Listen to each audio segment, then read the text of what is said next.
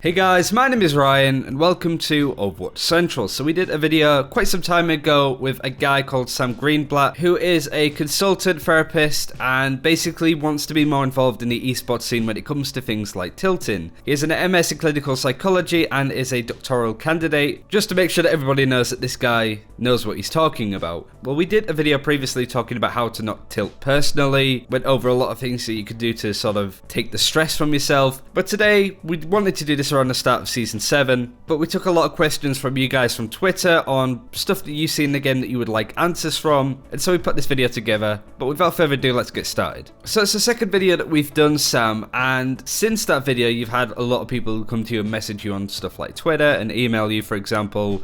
Just before we get into the questions that we got from Twitter, what kind of common questions were you getting from the people that came out to you asking for help? One of the things that's been so helpful with all of the feedback that I've gotten and kind of exploring the concept of tilt, which I feel like not many clinicians ever have, is really realizing how it's not a ubiquitous thing. Tilt is not just one thing that a lot of different people experience, but you could really break it down into a lot of different sections. It's more of a symptom of different things that are going on in different people's lives, which is unique to the person. But in my experience and anecdotally, based on people that have reached out to me and all the conversations that I've had, I think the two most common causes of tilt seem to be anxiety and depression in somebody's actual lives. And in that sense, treating tilt on its own is a little more difficult, because if we're conceptualizing it as a symptom of something that's going on something that's greater that's going on in your life, it's kind of like cutting a weed and not pulling it out by its roots. It's going to be a little more difficult to just say, I just want to work on tilt, nothing else in my life, and hopefully it's going to get better. But really getting at the core of your difficulties with anxiety or depression, or sometimes it's health issues, a lot of times it's, with female gamers and sexism and bullying, with people kind of on the spectrum that have some social skills difficulties and get bullied on Overwatch as well. There's a lot of different reasons, and understanding the unique nature of your own tilt is going to be key in figuring out how to reduce it. I guess before we go any further, we should really talk about what exactly tilt is. There's that misconception that tilting is just shouting your head off, calling everybody every name under the sun, and just, throwing yourself off the map. But there's a lot more subtle ways that tilt can be a big problem and how to identify it. But also as well, you see players like XQC that gets a lot of flack for being a toxic person, sure, but there are a lot of passionate people within the game, and sometimes it can be quite easy to misinterpret people's passion, being very loud in comms and calling as much stuff out as possible as a form of toxicity and tilt, because they're very passionate about the game that they're in. You also see the kind of flip side of that. There are people, when they're trying to not tilt as much, they can become quite disassociated from the game, like how they're not really taking as much of an interest, not really caring about the result either way. I just wanted to sort of get your stance on that, and players like XQC, they kind of ride the line between passion and tilt a little bit. Well, I'd say that sometimes he gets passionate and sometimes he gets tilted, but I think to distinguish that, I would say that it's about the effect that it has on the game. I think tilt is a state of kind of emotional arousal when you're thinking emotionally rather than rationally, and it's negatively impacting either you or other players on your team. Whereas being passionate, that's, you're talking about your ideas and things like that, but your emotions are not getting in the way of your decision making. Tilt could be sneaky. We think about tilt as kind of the more bombastic cases of tilt, where someone's flaming in the chat, or someone's, switching to Torb and building turrets in your spawn. Someone's just feeding over and over. I had this game yesterday with a Genji just dance emoting over and over. Really hard for me not to tilt when that was happening. But tilt could come in sneaky forms too. I think all of us tilt at different times, and a lot of the times we don't even realize it. It's when the first push goes badly, or one source of tilt that happens all the time is people blaming themselves. It's not flaming other people, but flaming yourself, and maybe using an ult and it doesn't hit anyone, or missing a shot and you die and you feel like you're feeding, and starting to play worse because now you're starting to be caught up in your mind and you're thinking about your last push during the current push, and it's just clouding your vision and your judgment. And sometimes you don't even realize that your mind is wandering, it's not on the game, and you're not playing to your full extent. So tilt can come in a lot of different forms, and it varies from person to person. So one of the main key elements of starting to reduce it is just increasing the awareness of how your mind specifically works and how it reacts when you're kind of emotionally distressed. So many different behaviors could have so many different reasons behind them. If you do notice that somebody is starting to tilt, however, I think that there's two different forms of tilt, and I'm taking something that's really complicated and I'm, whittling it down to a binary, but I think it's easier to conceptualize in this way. I think that sometimes people just they hard tilt, and that's the dancing Genji. That's when it's the point of no return. It's going to be really difficult to put that person back. Sometimes people start to soft tilt, and this could be for a lot of different reasons. Maybe they're frustrated at themselves, maybe they're feeling depressed, maybe they're feeling anxious, maybe they're feeling angry at the other team, but they're not exactly there. They're kind of like 15%. They're leaning over the precipice, but they haven't jumped yet. And I think those are the situations that you have more of a chance of bringing the person back. To bring the person back, I think kind of meeting them in the middle ground, validating what they're going through, saying, listen, that was a shit push. Maybe you could take some of the blame, say, this is what I could be doing better. I think that, as a team, we could be doing this better. But having kind of a concrete solution and plan, like, all right, we're playing great, but we could improve on this. Next push, let's switch this up. Like, we got this, guys, putting some positivity in the chat. A lot of times that could turn the soft tilting around. The hard tilting, not so much. I guess we should get onto the sort of first few questions then. The first I really want to highlight is Barella DeVille's. How do you deal with toxic players when the fate of the game relies on them playing ball? Probably one of the main questions to really look at in this topic. So sometimes you can't, honestly. Sometimes you will have a player and he will be so tilted from the previous game, his ears will be completely closed off to what you're saying, and they won't listen.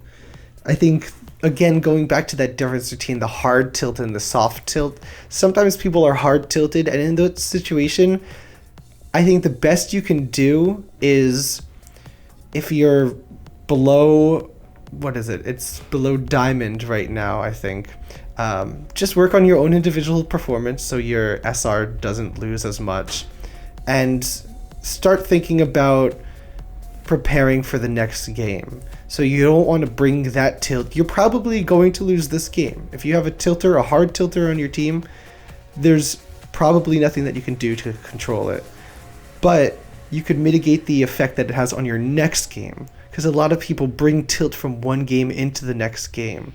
So thinking about kind of the long term and accepting that sometimes you're going to have a tilter on your team, but sometimes the tilter's going to be on the other team and you're going to get a free win. And this is the way that the Overwatch system just works right now. So working on kind of accepting it and mitigating the damage to yourself is the advice that I give about hard tilting. And if you have someone on your team that's soft tilting, doing those same things that I mentioned before.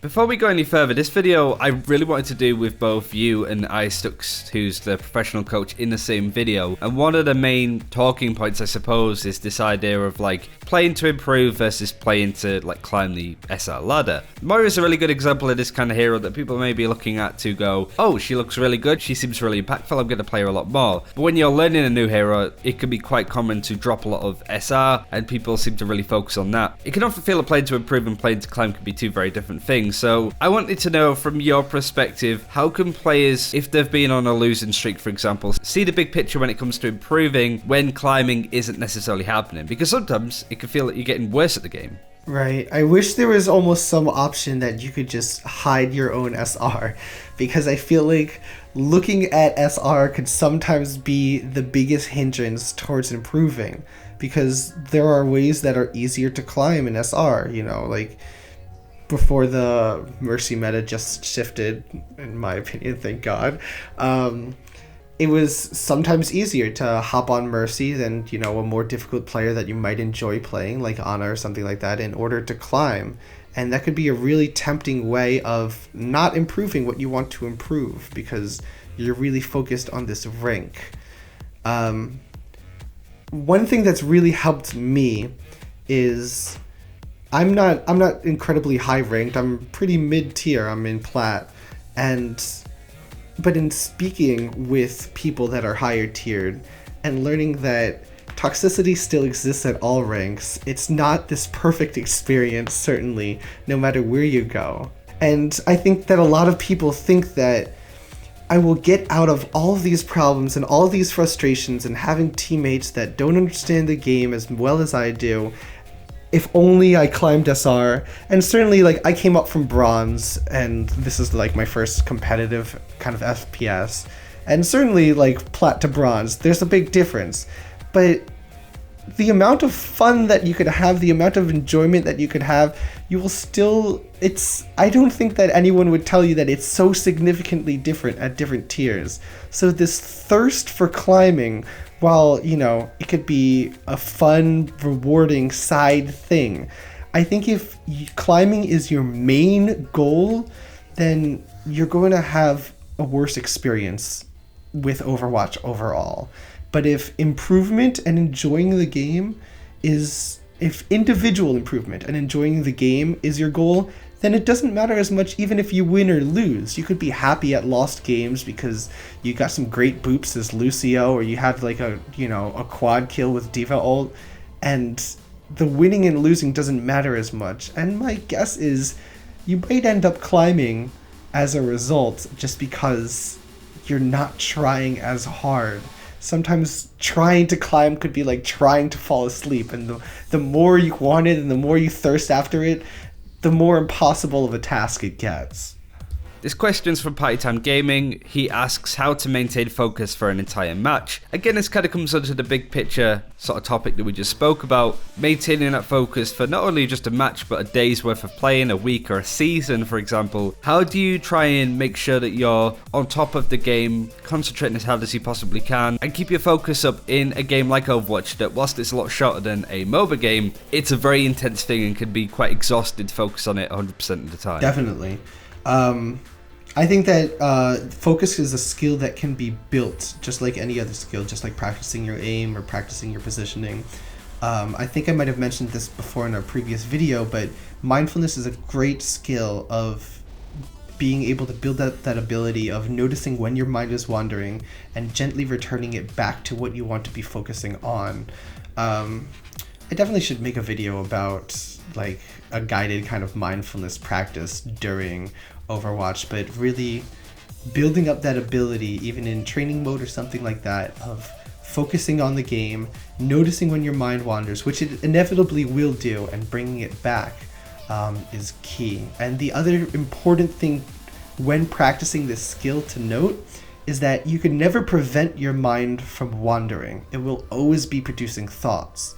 But what you can do is build up the ability to more quickly notice when it does wander inevitably and bring it back. So that's really the goal of mindfulness. This question's from Sean. It's a bit of a meme question, but I still think there's a big thing in it. But how do you make your friends not terrible at the game? There are a lot of people that have alt accounts that are a lower SR than them to play with their friends, who obviously aren't as good as them, either mechanically or they have bad comms, they don't talk enough, they don't call out important information. When you're in that situation, how can you give constructive criticism to people that you play with in a way that's not going to, upset their feelings, or just generally cause a lot of upset and get people quite annoyed at one another? Especially if you're losing a lot of games, it can be quite difficult to kind of call that stuff out if you see it.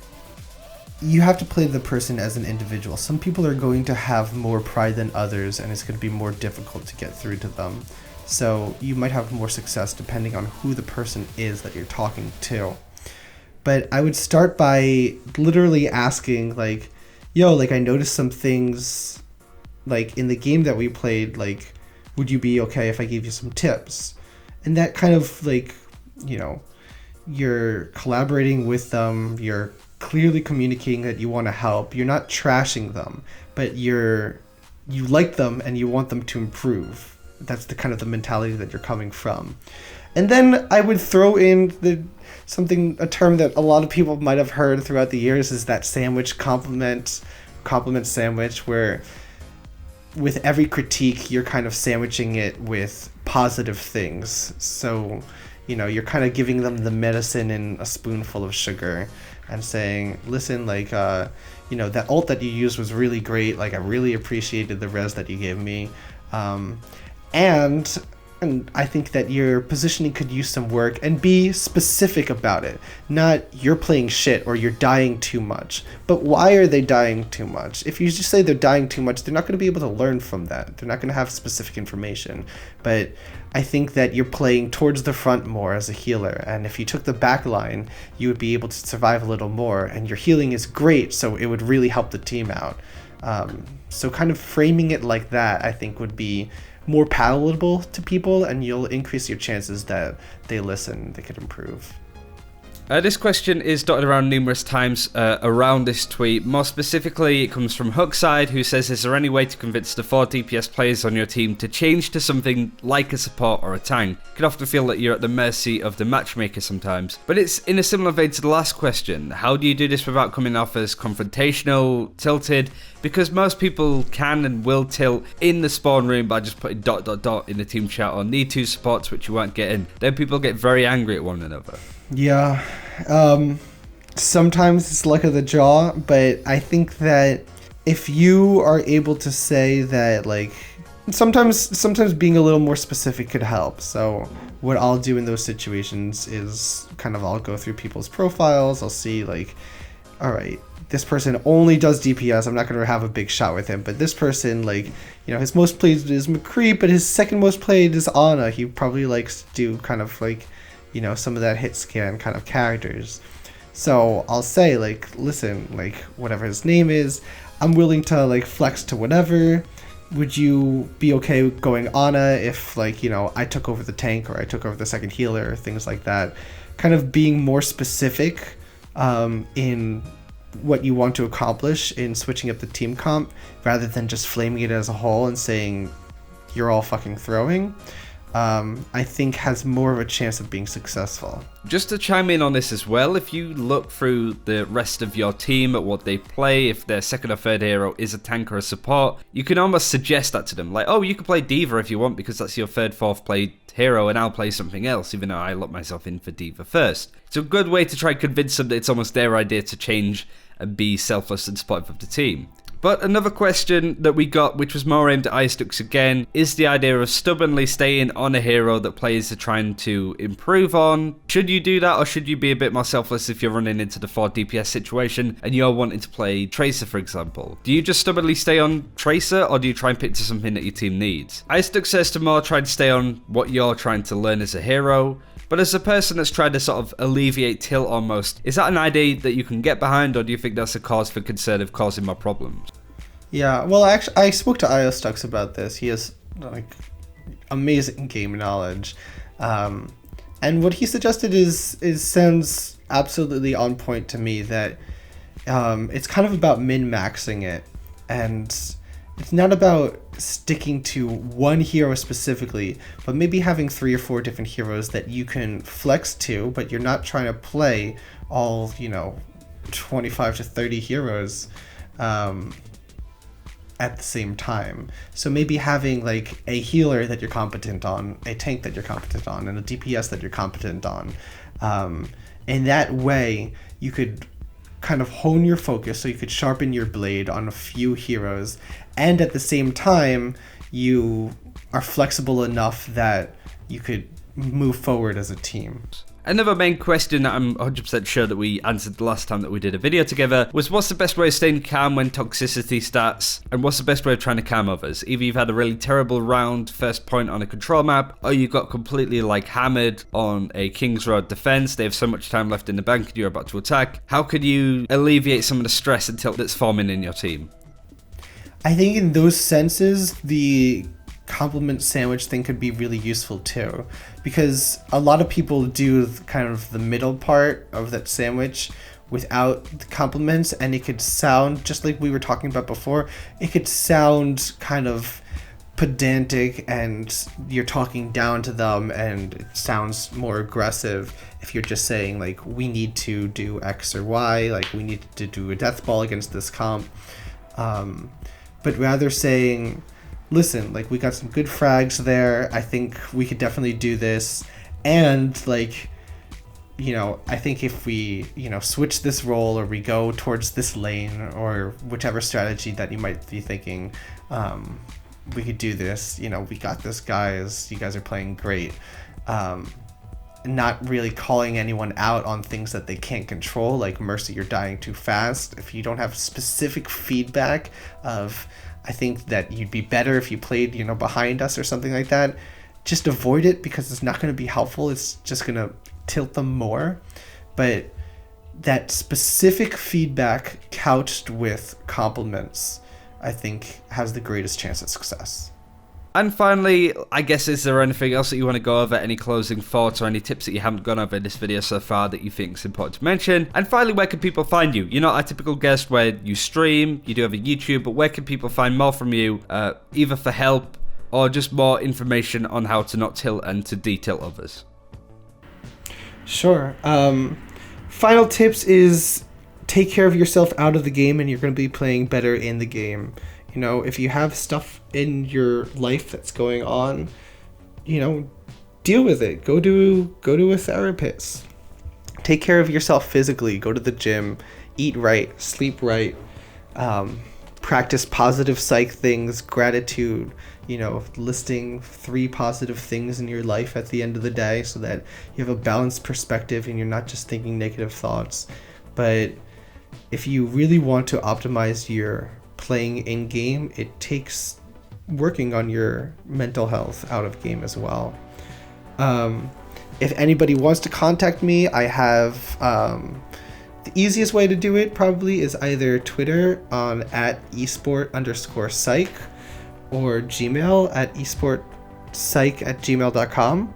And I have a YouTube channel, the link of which hopefully I will give to you to put in the description below, in which I have posted a few videos, kind of more on the technical side of how to disentangle thoughts. I had a recent conversation with a psychologist who's an avid League of Legends player, if anyone's interested in hearing that kind of discussion. And hopefully I'll get a female gamer mental health clinician to have that discussion soon. But more psych content on that.